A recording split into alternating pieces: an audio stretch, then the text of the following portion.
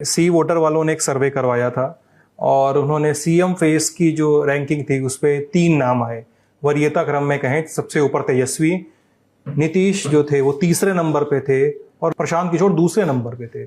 एक चीज तो है, जो आप पटना की सड़क से लेकर के आप मोतिहारी की सड़क पर पहुंच जाए या मधुबनी के किसी गांव में पहुंच जाए, प्रशांत किशोर की चर्चा हर चौक चौराहे पे गली मोहल्ले में कहीं बैठ जाइए, लोग उनको जान रहे हैं। जो शुरुआत में उनके बारे में कहा जाता है कि टिकेंगे नहीं, चले जाएंगे, तो जो चंपारण की भितियरवा से उन्होंने अपनी शुरुआत की, अब लगातार 3 साल तक खुद ही कहते हैं कि 5000 गांवों में हमने पदयात्रा की है, लगातार डटे हुए। एक तीसरी ताकत बनते हुए दिख रहे हैं, नजर आ रहे हैं चर्चा के आधार पर।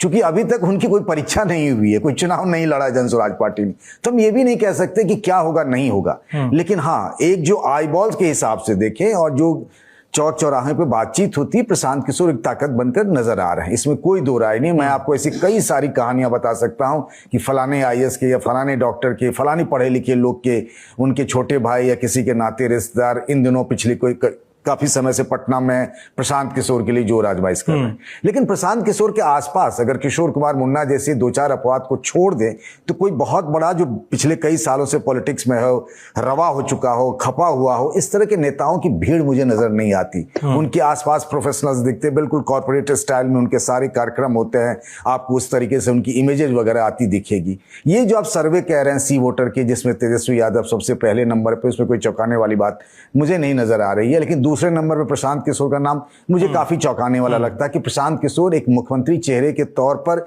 दूसरे नंबर पर दिखाया जा रहा है। बीजेपी के नेताओं की अगर हम खास तौर से बात करें तो उनको लगता है कि सबसे ज्यादा प्रशांत किशोर के होने से डेंट अगर किसी को है तो वो बीजेपी को लगता है, बीजेपी को लगना है। एजेंडा वो जरूर सेट कर रहे हैं। किसको पता था सम्राट चौधरी के बारे में, अशोक चौधरी के बारे में, मंगल पांडे के बारे में, दिलीप जायसवाल के बारे में, संजय जायसवाल के बारे में। ये काम तो आरजेडी और कांग्रेस का भी होना चाहिए था, लेकिन उधर से तो कोई ऐसी बात ही नहीं आई।